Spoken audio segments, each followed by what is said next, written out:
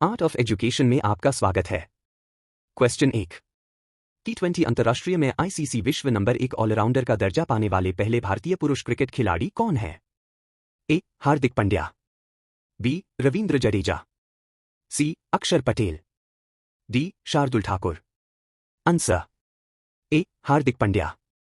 Question 2। हाल ही में भारत सरकार द्वारा केंद्रीय मंत्रिमंडल की कितनी उपसमितियां गठित की गई हैं? A. 9, B. 7, C. 8, D. 11। Answer C. 8। Question 3। केंद्र सरकार ने स्मार्ट सिटीज मिशन को कब तक बढ़ा दिया है? ए. 31 मार्च 2025, बी. 31 मार्च 2026, सी. 31 मार्च 2027, डी. 31 मार्च 2028। Answer A. 31 मार्च 2025। 4 शंघाई सहयोग संगठन SCO के राष्ट्राध्यक्षों की परिषद की 24वीं बैठक कहां आयोजित की गई है? A. Tashkent, Uzbekistan, B. Bishkek, Kyrgyzstan, C. Beijing, चीन, D. Astana, Kazakhstan.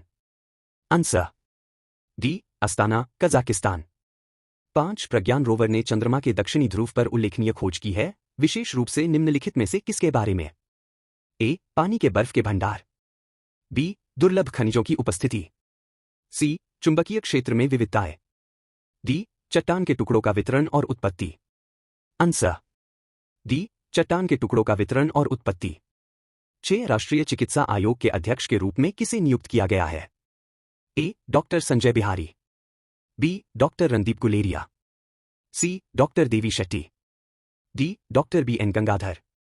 Answer D. Doctor BN Gangadhar.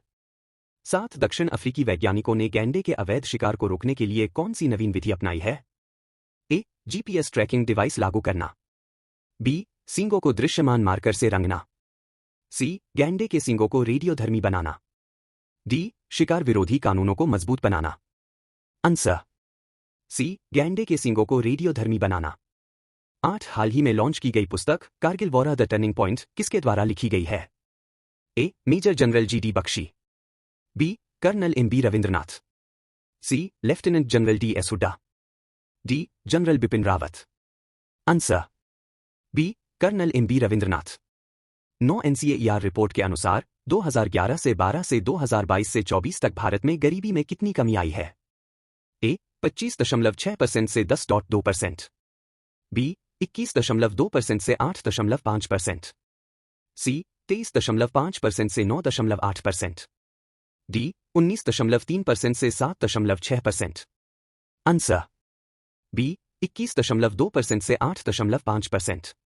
10 Ismail Kadre, जिनका हाल ही में निधन हो गया, को उनकी किस कृति के लिए अंतर्राष्ट्रीय बुकर पुरस्कार से सम्मानित किया गया था? A. The general of the dead army, B. Chronicle in stone, C. Broken April, D. The three arched bridge. Answer A. The general of the dead army. वर्ष 1892 में आज ही के दिन grand old man of India के नाम से प्रसिद्ध बुद्धिजीवी, शिक्षाविद, समाजकर्मी, कारोबारी और राजनीतिज्ञ दादा भाई नौरोजी को ब्रिटेन की संसद के लिए चुना गया। किसी भारतीय को ब्रिटिश संसद में अपनी आवाज उठाने का यह पहला मौका था। 1947 सोवियत संघ में AK-47 राइफलों का निर्माण होना शुरू हुआ। 2006 नाथुला पास को 44 साल बाद खोला गया।